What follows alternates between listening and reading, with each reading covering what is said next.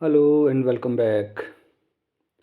History spectrum की series में आज हम डिस्कस करेंगे क्रोनोलॉजी 1857 टू 1947 तक। इम्पॉर्टेंट पॉइंट्स ही इसमें मैं डिस्कस करूँगा। लास्ट वीडियो लेक्चर्स था हिस्ट्री स्पेक्ट्रम का 1498 से लेकर के 1857 तक के जो मेजर इवेंट्स थे मैंने इसके बारे में डिस्कस किया था। इसके अलावा जो इम्पोर्टेंट इवेंट क्रोनोलॉजी में थे, गवर्नर जनरल आईएनसी के सेशन, ये मैंने ऑलरेडी सेपरेट वीडियो द्वारा डिस्कस कर दिए हैं, लेकिन इसके अलावा जितने कर भी इम्पोर्टेंट पॉइंट्स जो हमारे क्रोनोलॉजी में बचे थे इसका मैं आज डिस्कस करूँगा। 1857 रिवोल्ट, इंडियन रिवोल्ट हुआ, 1857 का विद्रोह हुआ। इम्पोर्टेंट है, यहाँ से ही वैसे मॉडर्न इंडिया की शुरुआत मानी जाती है। और 1858 में जैसे ही ब्रिटिश सत्ता के हाथों में शासन चला, 1858 crown rule, company rule abolished. जो 1857 तक का जो कंपनी का रूल था वो समाप्त कर दिया गया और यहाँ से ही ब्रिटिश क्राउन का रूल शुरू हुआ। और किंग की जो प्रोक्लेमेशन थी इसके बारे में, या क्वींस प्रोक्लेमेशन, ये सारा डिस्कस करने के लिए तो हमने हिस्ट्री में ऑलरेडी डिस्कस कर दिया। ये यहाँ पे मैं सिर्फ क्रोनोलॉजी की डिस्कस करूँगा। 1861 इंडियन काउंसिल एक्ट पास हुआ। Indian allowed to legislative council. जैसे ही 1858 के बाद ब्रिटिश क्राउन में हमारा भारतवर्ष का प्रशासन चले गया, तो सबसे पहले 1861 का जो इंडियन काउंसिल एक्ट आया, इसमें भारतीयों को अलाउ कर दिया गया लेजिस्लेटिव काउंसिल के लिए। और 1861 में ही, अगेन इम्पॉर्टेंट है, 1861 में ही high court of Calcutta, Bombay and Madras established. और 1861 में ही बम्बई, कलकत्ता और मद्रास के जो उच्च न्यायालय है इनकी स्थापना की गई। इसके बाद आते हम लोग 1872। 1872 में सिविल मैरिज एक्ट पास हुआ और first all India census. Again मैंने जो अपना लास्ट सेंसस से रिलेटेड वीडियो लेक्चर डिस्कस किया था, उसमें मैंने कहा था कि जो पहला सेंसस हुआ है वो 1872।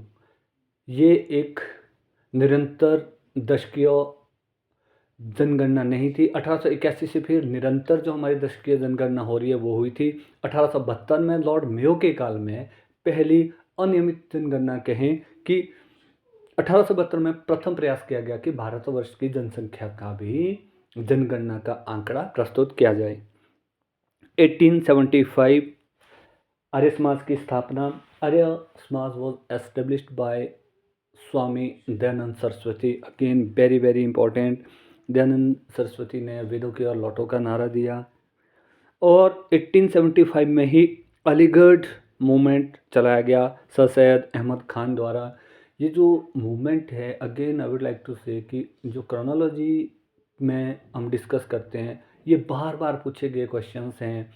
आर्य समाज, ब्रह्म समाज, प्रार्थना समाज, ये फ्रिक्वेंटली क्वेश्चंस पूछे गए हैं। या बात करें हम लोग 1885 से पहले जितने कर भी हमारे सोशल या जो भी इंस्टीट्यूशंस एस्टेब्लिश हुई, इनका भी क्रोनोलॉजी पूछी गई है, चाहे बॉम्बे में हुई है, चाहे कलकत्ता में हुई है, चाहे मद्रास में हुई है। और इसके बाद बात आती है कोई रिफॉर्म मूवमेंट है, इनसे भी ये फ्रिक्वेंटली क्वेश्चन पूछे गए हैं। 1876, ये मैंने यहाँ पर ऐड नहीं किया है। यहाँ मैं चाहता था कि मैं दोनों चीज़ें प्रॉपरली लिखे, क्योंकि 1876, 77, 78 ये क्रोनोलॉजी कई बार हमें कंफ्यूज करती है। 1876 की बात की जाए तो 1876 में यहाँ पर great famine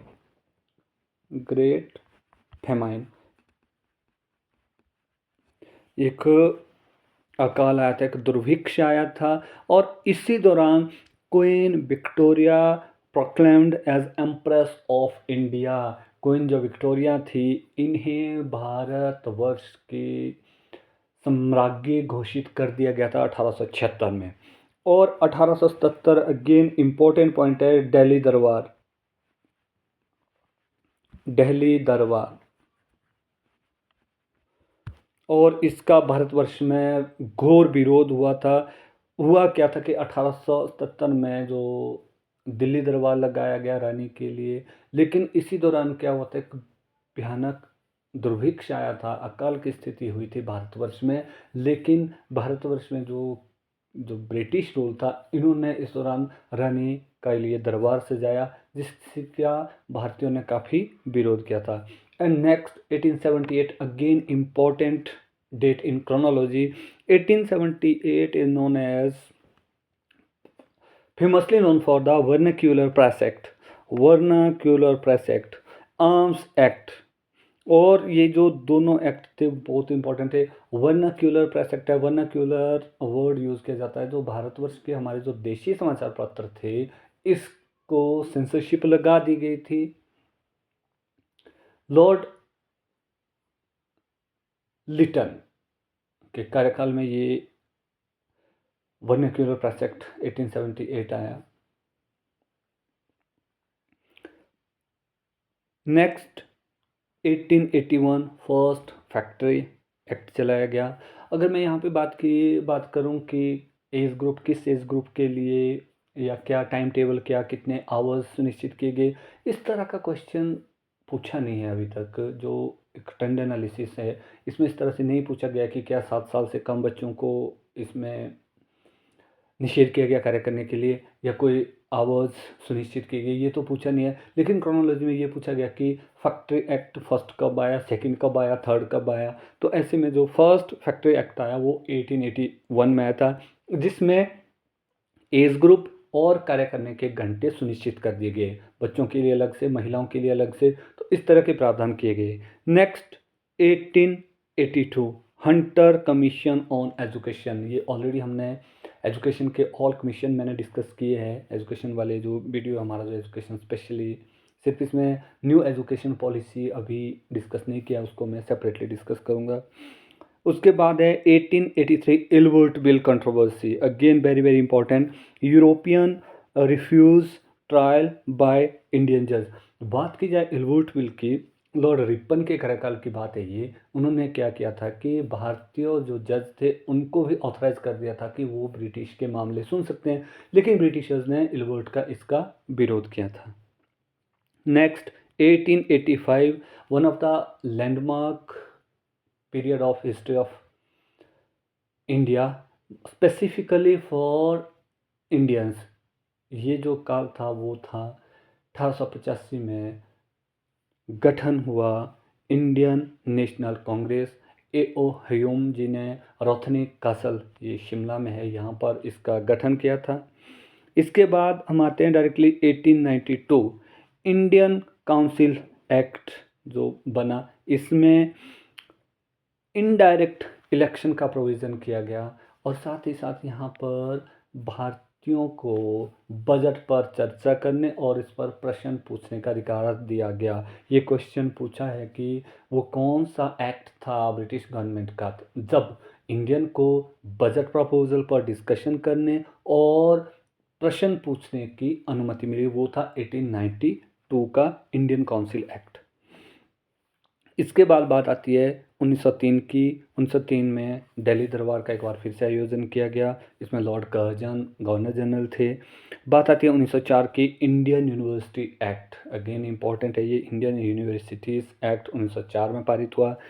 1905 partition of Bengal, Bengal विभाजन की अगर बात की जाए तो इसमें क्रोनोलॉजी और ज़्यादा स्ट्रिक्टली इसकी इम्पोर्टेंस है। ऐसे में जैसे कि 1903 में घोषणा कर दी गई थी, लेकिन जब बात की जाए 16 अक्टूबर 1905, जिस दिन से बंगाल का विभाजन अपने प्रारूप में आया, तो ये 2-3 डेट से, एक अगस्त की, एक 2000 सॉरी एक 1903 की, और तीसरी ये 16 अक्टूबर 1905 की, जब बंगाल विभाजन शुरू हुआ। बंगाल विभाजन के लोप की अगर बात की जाए वो 1911 में हुआ, इसको हम आगे पढ़ेंगे।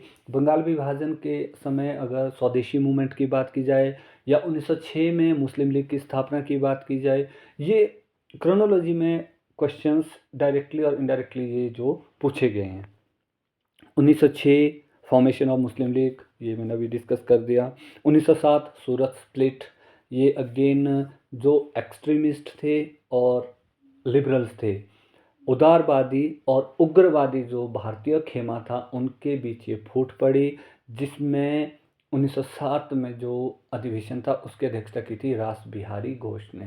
तो उसके बाद 1908 तिलक इम्प्रिजनमेंट, वेरी वेरी इंपॉर्टेंट।